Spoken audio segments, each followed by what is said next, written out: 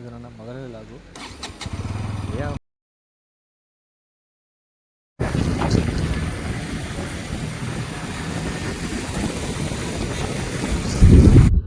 ಇವಾಗ ನಾನು ಬಂದಿರೋದು ID5 board school nearby ರಸ್ತೆಯಲ್ಲಿದ್ದೀನಿ.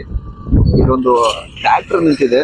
ಇದ್ರದ್ದು ಇನ್ಫಾರ್ಮೇಶನ್ ತಗೊಳ್ಬೇಕು. ಅಂಕಲ್ ಕಾಣ್ತಾ ಇಲ್ಲ, ಬಂದರೆ ಒಂದು ಬಾಕ್ಸ್ ಸ್ಟಾರ್ಟ್ ಮಾಡಬೇಕು. ನೋಡೋಣ ಎಷ್ಟೆಷ್ಟು ಇನ್ಕಮ್ ಇದೆ, ಎಷ್ಟು ಲಾಭ ಇದೆ, ಎಷ್ಟು ಲಾಸ್ ಇದೆ, ಇದರಲ್ಲಿ ಯಾವ ಥರ ಬಿಸ್ನೆಸ್ ಮಾಡ್ತಾರೆ. ಅಂಕಲ್ ಬಂದರೆ ಒಂದು ಲಾಗ್ ಮಾಡೋಣ. ಅಂಕಲ್ ನಮಸ್ತೆ. ಅಂಕಲ್ ನಮಸ್ಕಾರಪ್ಪ.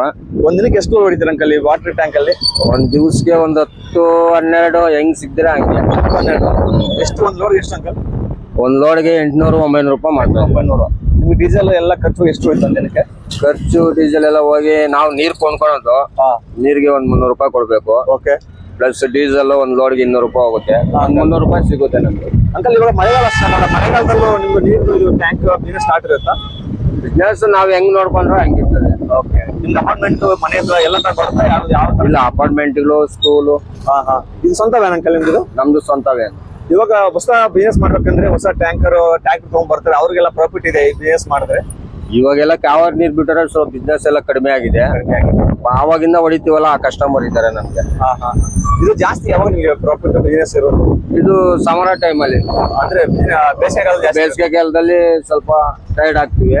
ಮಳೆಗಾಲದಲ್ಲಿ ಸ್ವಲ್ಪ ಬಿಸ್ನೆಸ್ ಕಡಿಮೆ. ಅಲ್ಲಿ ಹೋಗ್ತದಲ್ಲ ಟ್ಯಾಂಕ್, ಅದ್ರಲ್ಲಿ ಜಾಸ್ತಿ ಸೇಲ್ ಆಗುತ್ತೆ, ವಾಟರ್ ಇದ್ರಲ್ಲಿ ಜಾಸ್ತಿ ಸೇಲ್ ಆಗುತ್ತೆ? ಇಲ್ಲ, ಅದ್ರಲ್ಲಿ ಅಂದ್ರೆ ಚಿಕ್ಕ ಮನೆಗೆಲ್ಲ ಹಾಕ್ಸ್ಕೊಂತಾರೆ. ನಮ್ಮದು ಬಂದ್ಬಿಟ್ಟು ದೊಡ್ಡ ಗಾಡಿ ಅಲ್ವಾ, ಅಪಾರ್ಟ್ಮೆಂಟ್, ಸ್ಕೂಲು ಅಂತ ಇಂಥವು.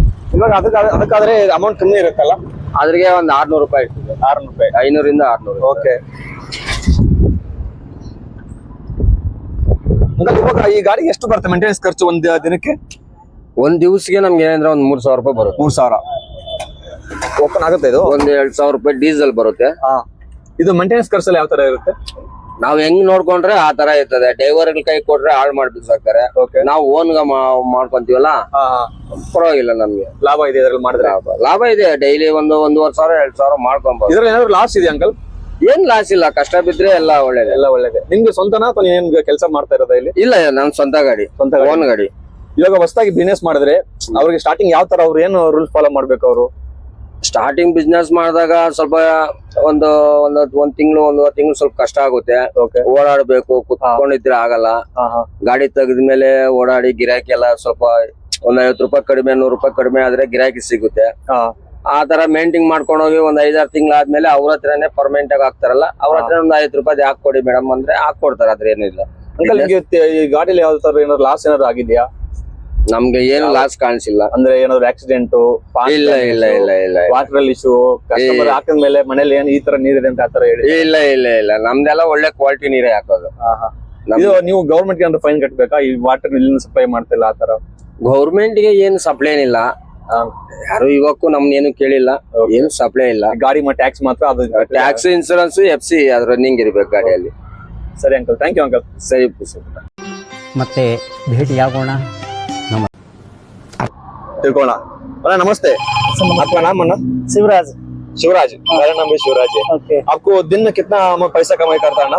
दिन में तो अभी बेंगलुरु का ट्रैफिक में बहुत मुश्किल है। ट्रैफिक है, पानी ಮಳೆ ಬಂದ ರೋಡ್ ಸರಿ ಇಲ್ಲ, ಟ್ರಾಫಿಕ್ ಜಾಸ್ತಿ. ಅಷ್ಟು ಕನ್ನಡ ಬರುತ್ತೆ ನಿಮ್ಗೆ? ಸ್ವಲ್ಪ ಬರುತ್ತೆ, ಸ್ವಲ್ಪ ಕನ್ನಡ ಬರುತ್ತೆ. ಒಂದು ದಿನದಲ್ಲಿ ಎಷ್ಟು ಅಮೌಂಟ್ ಮಾಡ್ಬೋದಣ್ಣ?